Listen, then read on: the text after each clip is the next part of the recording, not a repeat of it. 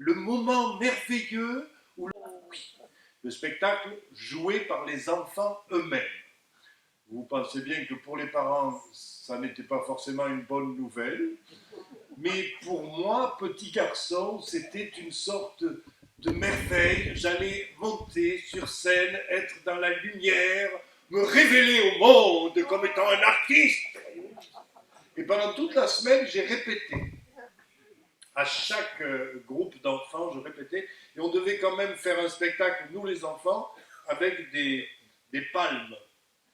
Essayez de marcher avec des palmes, et vous verrez à peu près ce qu'on avait à subir, vous voyez, comme ceci, là, et avec un masque et un tuba en pleine chaleur, vous voyez ça. Pendant toute une semaine, j'ai répété ça sur une musique entêtante, il n'y avait qu'un tour de scène à faire, avec des palmes, des masques et un tuba, et le jour du spectacle, je n'y étais pas. Alors, les avis divergent dans la famille sur les raisons. Certains disent que je ne me suis pas réveillé de la sieste ou quelque chose comme ça. Pensez, la gloire ne vous réveille pas d'une main sur l'épaule. Bref, je n'ai pas fait ce spectacle. Et ce que je vais vous dire est vrai, et ce sera peut-être la seule chose vraie de la soirée. Je vous jure que pendant 30 ans, au moins, peut-être plus, j'ai porté ce manque-là comme un fardeau sur mes épaules. J'ai beaucoup souffert d'avoir manqué le spectacle du Lazaret. Et ce soir, pour vous, je vais donner un spectacle au Lazaret.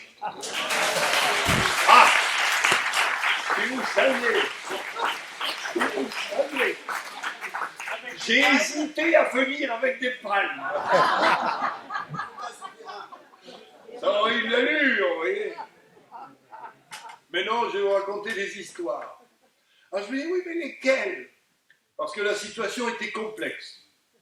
Alain m'a dit au téléphone, est-ce que je peux annoncer tes comptes comme étant autour de l'altérité?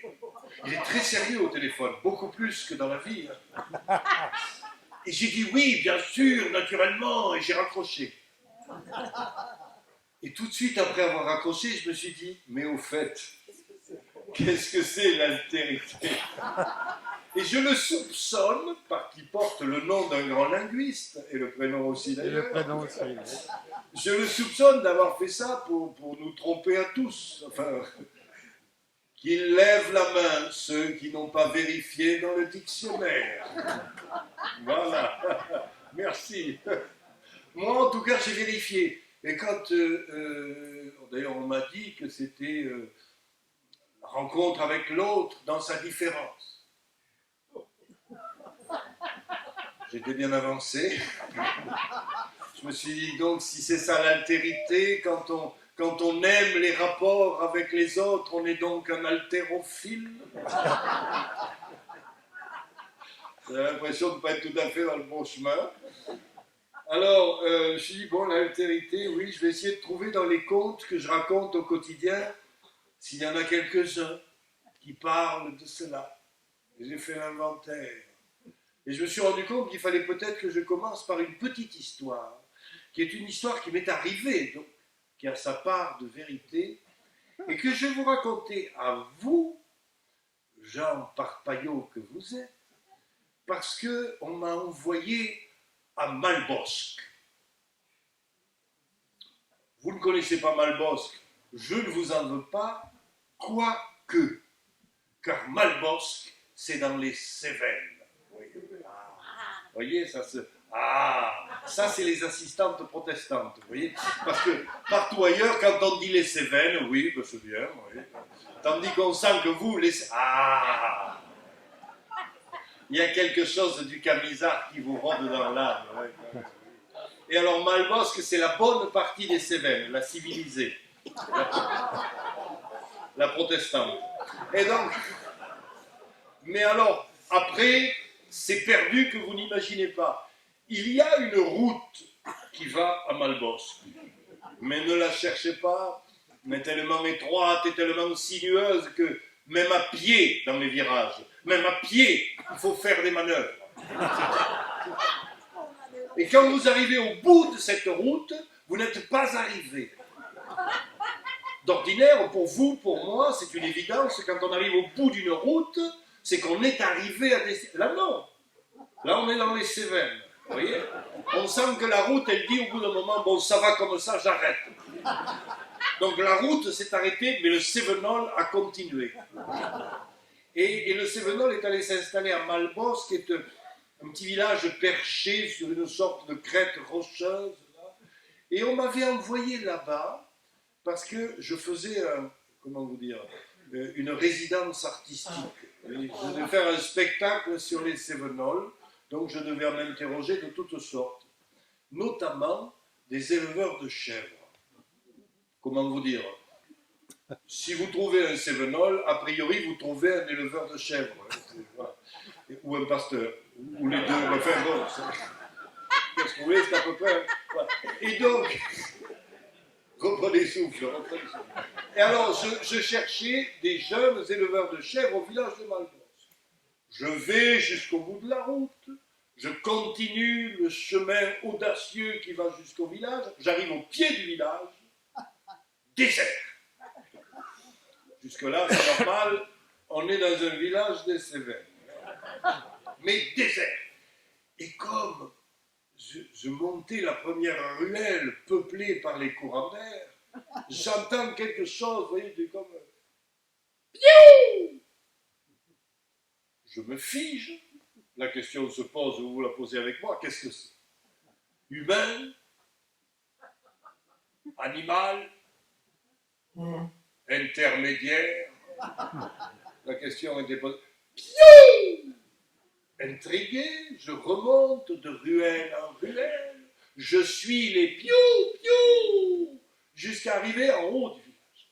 Et tout en haut du village, à Malbosque, à l'endroit où se trouvait autrefois un château du roi et où il n'est plus qu'une pauvre vieille église bancale, je trouve sur une maison un escalier extérieur, comme il s'en fait dans les Cévennes, vous voyez, qui dégringole de ces grandes pierres noires.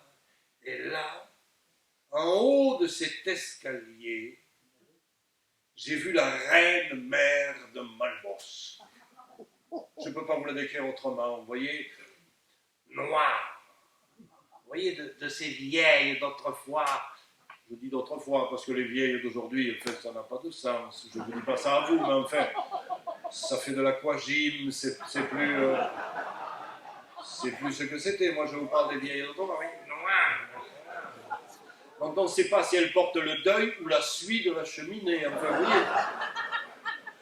Mais alors avec une dignité de reine-mère, c'est-à-dire qu'elle avait sa canne à la main gauche et dans la main un seau de plastique blanc d'où dépassaient des trognons de choux, et elle descendait précautionneusement les marches en poussant de solides « piou, piou ». La reine-mère de Malbos allait nourrir ses poules. Et alors les poules, les poules de Malbos, il fallait les voir. Blotties les unes contre les autres, posées sur un mur, elles attendaient avec dignité qu'on vienne les nourrir. Il y avait dans ces poules, je ne sais pas comment vous dire, il y avait dans ces poules toute l'histoire du monde. Ah si, on sentait qu'elles étaient là avant la vieille, vous voyez. Elles étaient là avant le château du roi. Elles étaient là avant Malbos, les poules. Elles avaient dû pondre le monde sur lequel elles étaient posées, les poules. Vous voyez, c'était ça. 4 poules qui regardaient descendre la vieille, qui savaient que c'était leur dû de recevoir les reliefs du repas de la vieille, et qu'un jour ou l'autre, l'une d'entre elles irait parfumer la soupe de la vieille. Donc, elle regardait descendre la vieille, moi, j'arrive. Mon vieux, la vieille se fige, les poules me regardent, l'œil inquiétant, tout se fige en un instant, et là, la vieille de Malbosque m'a dit, vous savez, dans ces vieilles langues du pays, m'a dit quelque chose comme « Sois le bienvenu étranger qui passe à notre village et que je ne connais point » et qui donc dans dans la langue sévenole traditionnelle, se dit à peu près « Eh bien, vous n'êtes pas d'ici, hein ?»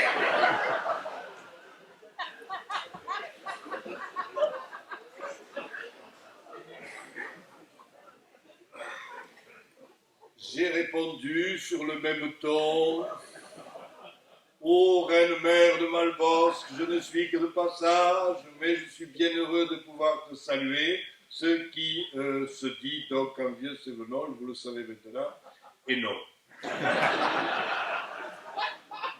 Et c'est sur ce ton-là qu'elle et moi, on a commencé, vous voyez, à faire un échange difficile au début, mais on fait un échange quand même sur la beauté des lieux, sur la désertification de la ruralité, toutes sortes de choses. Et j'ai fini par lui demander où se trouvaient les jeunes éleveurs de chèvres dont on m'avait parlé. Je venais pour eux quand même. Et elle m'a donné cette réponse étrange, écoutez-la, voilà peut-être un début de commencement de rapport à l'altérité. Si. Je suis payé au nombre d'allusions à l'altérité. Alors attendez-vous à ce que ce soit souvent. Donc elle m'a dit, vous n'avez qu'à prendre la petite ruelle, vous verrez la cheminée. Et là, elle a tourné les talons et elle est rentrée dans sa masure. Et je me suis retrouvé avec cette phrase. Vous verrez la cheminée. Point de suspension.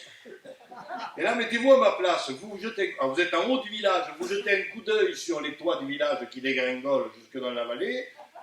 Il y a une cinquantaine de toits, il y a une cinquantaine de cheminées, peut-être plus quand même, vous voyez. Vous verrez la cheminée. Oui, mais laquelle? Et là, en descendant la ruelle, j'ai peu à peu rempli les points de suspension de la vieille. Je me suis dit que dans ces points de suspension, vous verrez la cheminée, il devait y avoir quelque chose comme « vous verrez la cheminée qui fume », puisque la plupart étaient éteintes. Vous verrez la cheminée qui fume, s'il y avait ça dans les points d'interrogation, ça voulait dire que s'il y avait une cheminée qui fume, c'est qu'en dessous, il y avait un feu. Il n'y a pas de fumée sans feu, je n'invente rien.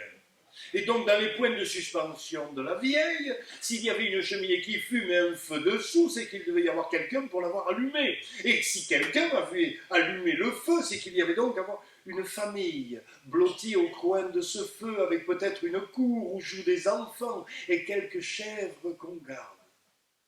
J'ai fini par comprendre, en marchant sur le pavé, que dans les points de suspension de la vieille, il y avait une cheminée qui fume parce qu'il y avait un feu, une famille, des enfants, des animaux, des sources d'eau claire au lavoir, comme quand j'avais 20 ans. Voilà, mes amis, ce qu'il y avait dans les points de suspension de la vieille. Il y avait ses 20 ans, il y avait ses rêves, il y avait les parfums de bruyère et de fleurs jaunes. Il y avait tout cela de la Cévennes de ses 20 ans qu'elle avait glissé dans les points de suspension avant de tourner les talons. Alors il m'a semblé, en descendant la ruelle, qu'elle me racontait des histoires. Et ces histoires-là, parce que c'est vous, je vous les raconte.